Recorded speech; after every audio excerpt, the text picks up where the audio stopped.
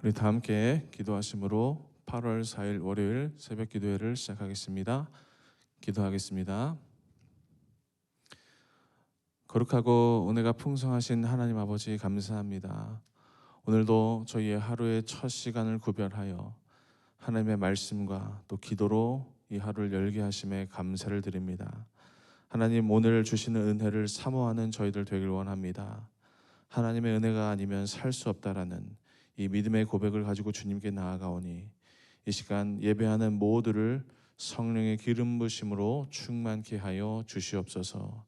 모든 것 주님께 감사와 영광과 찬송을 올려드리며 살아계신 예수님의 이름으로 기도하옵나이다. 아멘. 다 함께 찬송가 88장을 부르겠습니다.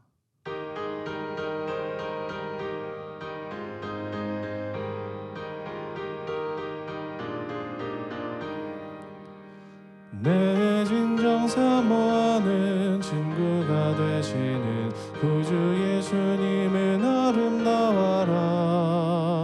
산 밑에 백합하여 빛나는 새벽별 주님 영원할 길 아주 없도다. 내 맘이 아플 적에 그 위로 되시며 나 외로울 때 좋은 친구라. 주는 저 산 밑에 백합 빛나는 새벽별 이 땅 위에 비길 것이 없도다. 내 맘의 모든 염려 이 세상 고락도 주님 항상 같이 하여 주시고 시험을 당할 때에 악마의 기교를 즉시 물리치사 나를 지키네. 온 세상 날 버려도 주 예수 안 버려 끝까지 나를 돌아보시니 주는 저 산 밑에 백합 빛나는 새벽별 이 땅 위에 비길 것이 없도다. 내 맘을 다하여서 주님을 따르면 길이 나를 사랑하리니 물불이 두렵지 않고 창검도 겁없네. 주는 높은 산성 내 방패시라. 내 영혼 먹이시는 그네 누리고 나 친히 주를 뵙기 원하네. 주는 저 산 밑에 백합 빛나는 새벽별 이 땅 위에 비길 것이 없도다. 아멘.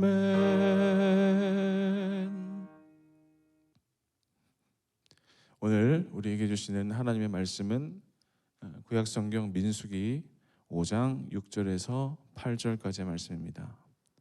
민수기 5장 6절에서 8절 말씀 봉독하겠습니다. 이스라엘 자손에게 이르라.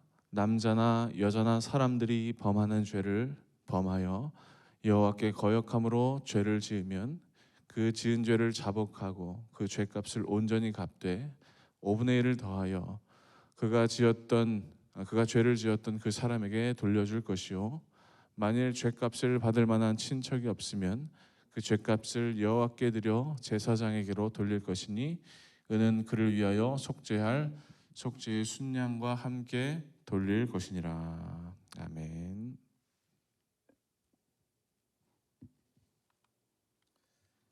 자, 오늘 우리가 방금 읽은 이 민수기 5장 6절에서 8절 말씀을 보면 사람이 죄를 지었을 때 그 값을 치르는 일종의 배상하는 방법에 대한 말씀을 우리에게 전하고 있습니다. 어떤 죄를 지었을까?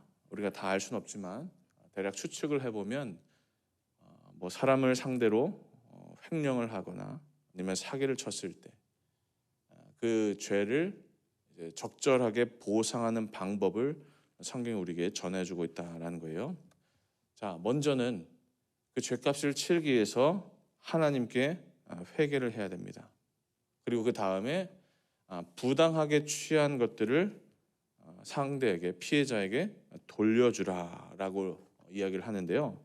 한 가지 주목할 것은 7절에 보니까 이렇게 기록하고 있어요. 그 지은 죄를 자복하고, 그러니까 하나님께 먼저 회개하고 그 다음 그 죄값을 온전히 갚되 5분의 1을 더하여 그가 죄를 지었던 그 사람에게 돌려주어야 된다라는 거예요. 그러니까 그 값을 치르는데 5분의 1을 더해서 보상하는 거예요. 대략 한 20%가 되겠죠. 그래서 1000불의 손해를 끼쳤다 하면 1000불에다가 20%, 200불을 더해서 1200불을 갚아주는 것이다 라는 거예요. 그러니까 중요한 건 뭐냐면 상대에게 손해를 끼쳤으면 그 값을 갚아줘야 하는데 반드시 조금 더 얹어서 보상을 해주라라는 말씀이다라는 거예요. 자, 왜 오늘 성경을 보면 이렇게 5분의 1, 약 20%를 보태서 갚아줘야 할까? 라는 질문을 가지고 여러분들과 오늘 두 가지 교훈에 대해서 한번 생각을 해보기를 원하는데요. 첫 번째, 왜 더 5분의 1을 더 해줘야 하냐라는 거면 먼저는 책임의 문제이겠죠.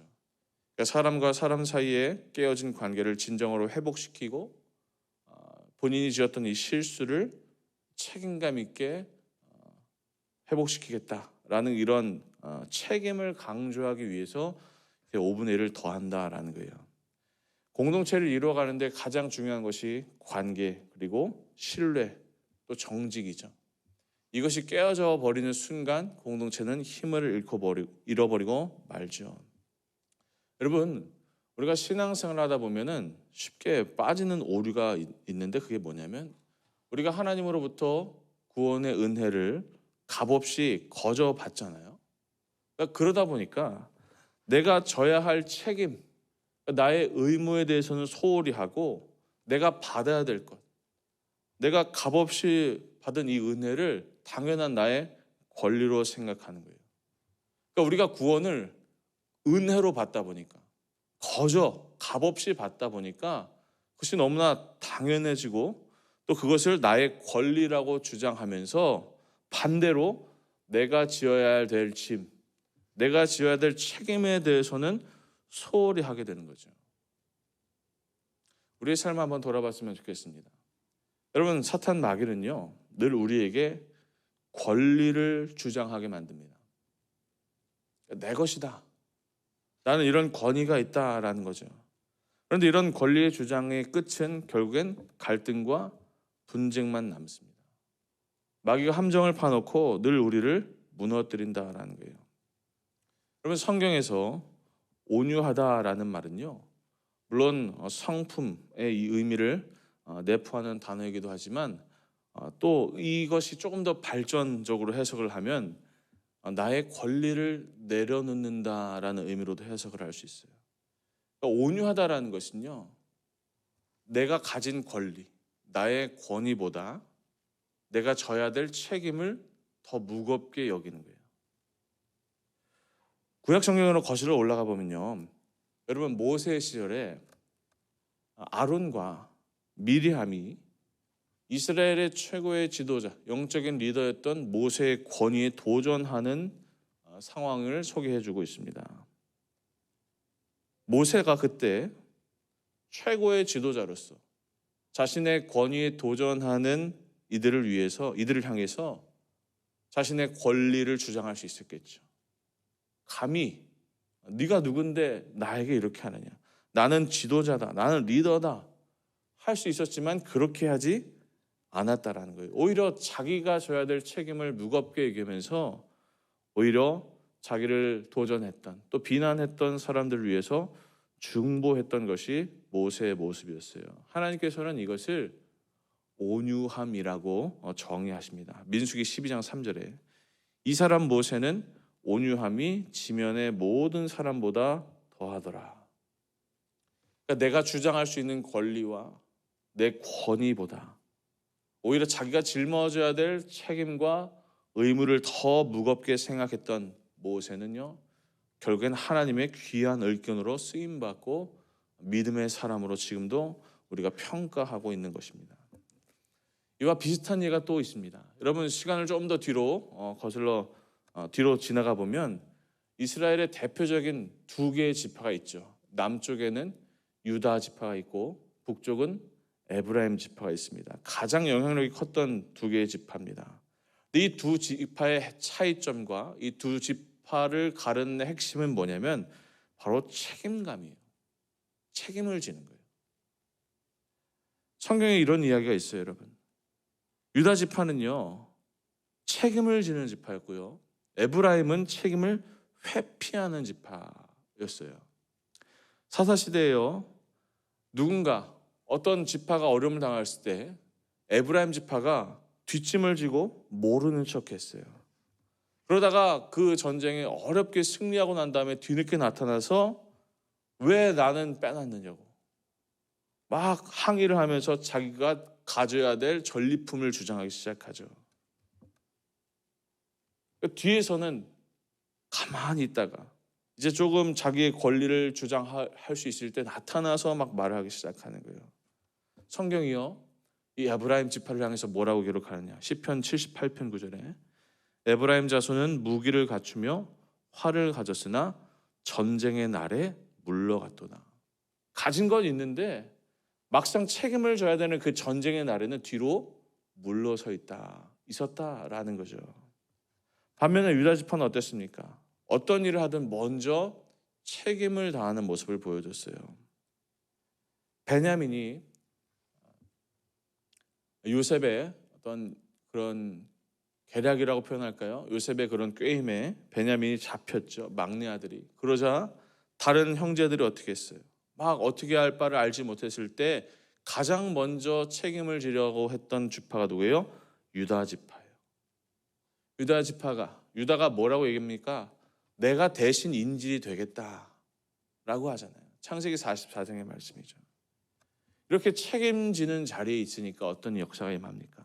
그 유다 지파를 통해서 예수 그리스도께서 이 땅에 오시는 축복의 통로로 쓰임 받았던 지파가 바로 유다 지파였다라는 거예요. 여러분, 우리는 어떻습니까? 우리는 하나님의 은혜를 받았다라는 것 때문에 또 그것이 나의 삶의 당연한 것이 되어서 내가 받아 누릴 것들만 익숙해져 있지는 않습니까? 우리의 삶을 돌아보면서 반대로 내가 받을 것보다 내가 주어야 될 것, 내가 책임져야 될 것에 대해서 한번 생각해 보았으면 좋겠어요. 여러분, 책임감이라는 영어는 responsibility입니다. 이 단어는 response, 반응과 ability, 능력, 이 두 단어가 합쳐진 말입니다. 그러니까 책임은 무엇을 의미합니까? 반응하는 능력입니다. 어려움을 당했을 때, 누군가 어려움에 처했을 때 반응하는 능력이 바로 responsibility, 책임감이라는 거예요.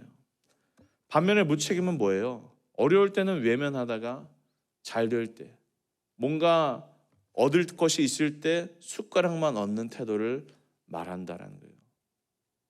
우리의 삶을 돌아보고 여러분, 우리가 하나님으로부터 받은 은혜가 크지만 또 더불어 그 은혜를 통해서 우리가 져야 될 책임을 한번 생각해 보았으면 좋겠습니다. 우리가 늘 받기만 바라기보다 줄 수 있는 믿음, 내가 책임질 수 있는 그런 넉넉한 믿음이 우리 사랑하는 모든 성도님들의 삶 가운데 있으시기를 주의 이름으로 간절히 축원합니다. 자, 5분의 1을 더해서 준다라는 이 대목을 통해서 우리가 생각해 볼 수 있는 두 번째 교훈이 있다면, 우리가 받은 구원이 이렇게 5분의 1처럼 덤으로 받은 은혜라는 것입니다. 이 말은 뭐냐면 우리가 은혜 받을 자격이 있어서 받은 것이 아니라 이렇게 덤으로 더해진 것처럼, 그러니까 내 자격과 내 공로와 내 노력, 내 의지가 아닌 하나님이 우리의 삶을 축복해 주시고 긍휼을 베푸셔서 우리가 구원이라는 놀라운 은혜를 받은 자라는 것을 기억하라는 거예요. 그럼 누가복음 12장 6절을 보면요, 예수님께서 이런 말씀을 하세요. 참새 5마리가 두 아사리온에 팔리는 것이 아니냐. 그러나 하나님 앞에는 그 하나도 잊어버리시는 바 되지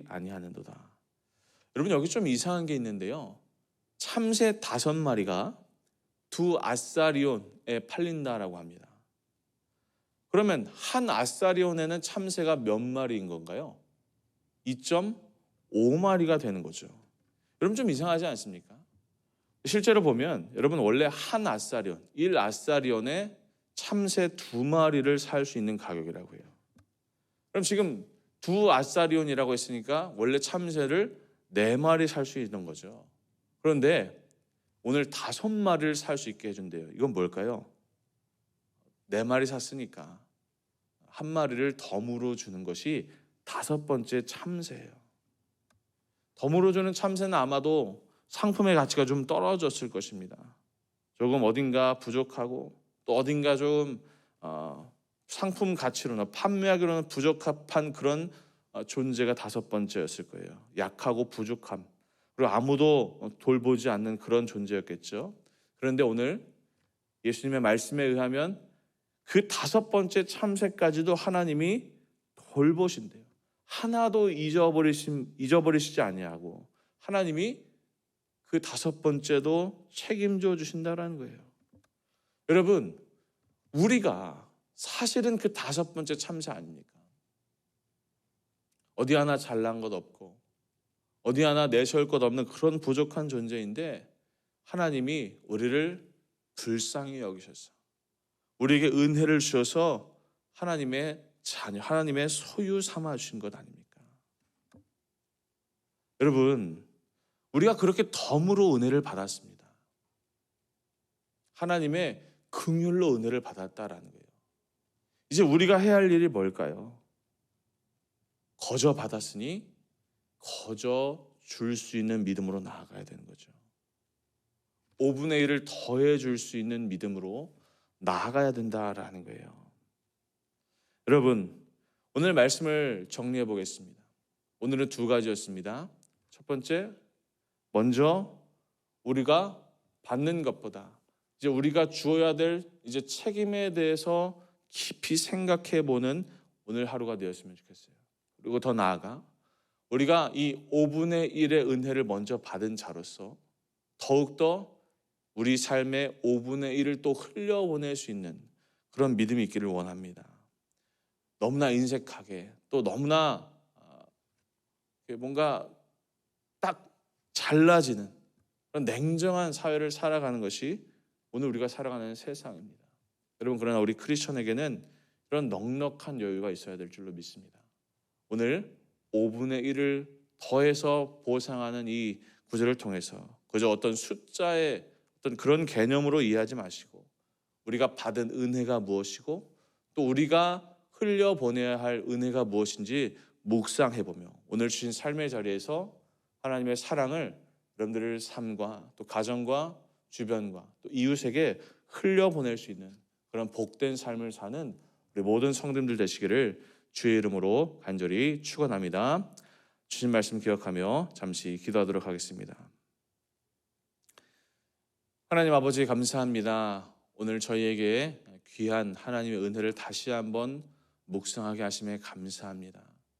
하나님, 우리 하나님의 은혜를 거저 받았습니다. 값없이 받았습니다. 그런데 어느샌가 그것이 우리의 권리이고 또 우리의 주장으로 변질되어 버렸습니다.